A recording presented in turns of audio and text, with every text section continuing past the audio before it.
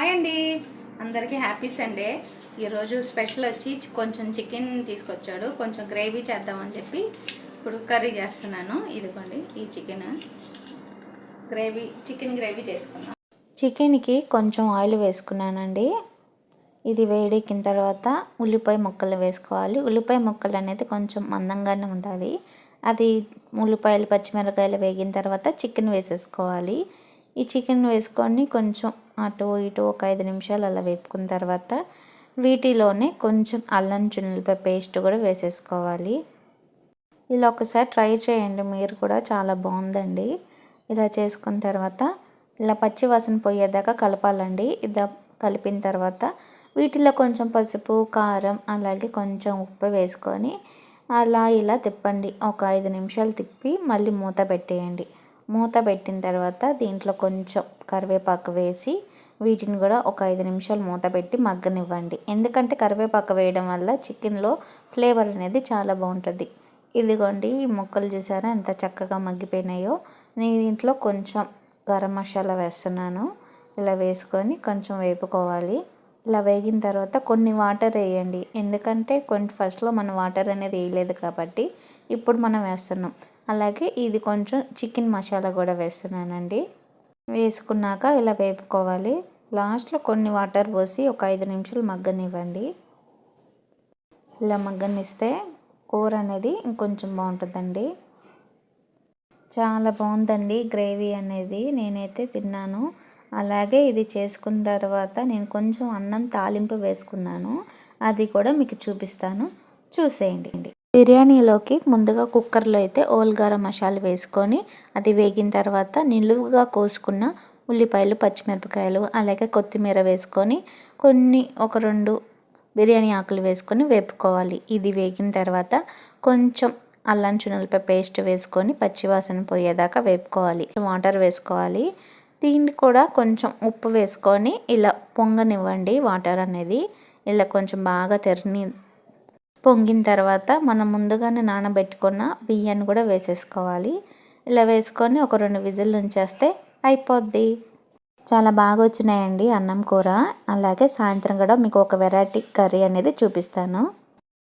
Hi అండి, పొద్దున chicken కొంచెం బిర్యానీ చేశారు కదా, ఇప్పుడేమో చేపలండి, చేపల పులుసు చేసుకుందాం. ఇది ఇందాకెళ్ళి తీసుకొచ్చారు చెరువులో చేపలు. స్కిన్ మొత్తం ఇలా తీపిచ్చేసి కర్రీ చేసుకుందాం.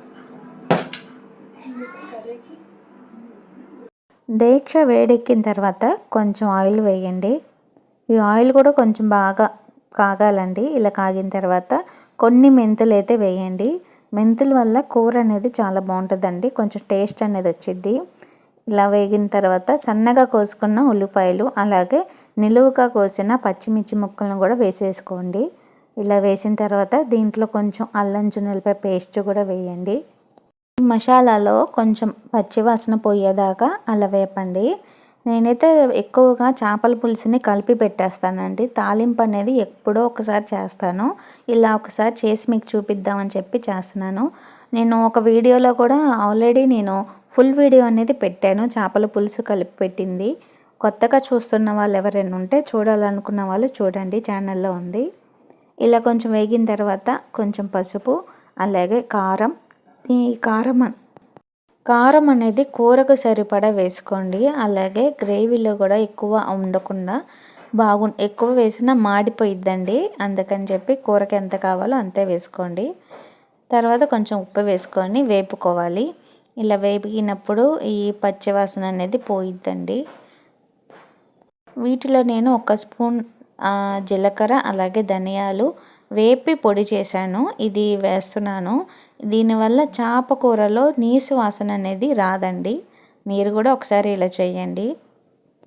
ఇది వేగిన తర్వాత 2 టమాటాలు మిక్సీ వేసుకొని నేనైతే ఇలా పేస్ట్ లాగా చేసుకొని వేసేసానండి. ఇది కూడా కాసేపు వేగిన తర్వాత ఇలా వేపుతూ ఉండండి. ఎక్కువగా వేపినా అది కింద అడుగు అనేది పట్టేసేదండి. సిమ్లో పెట్టుకొని కొంచెం మంట తగ్గించి పెట్టండి స్టవ్ మీద.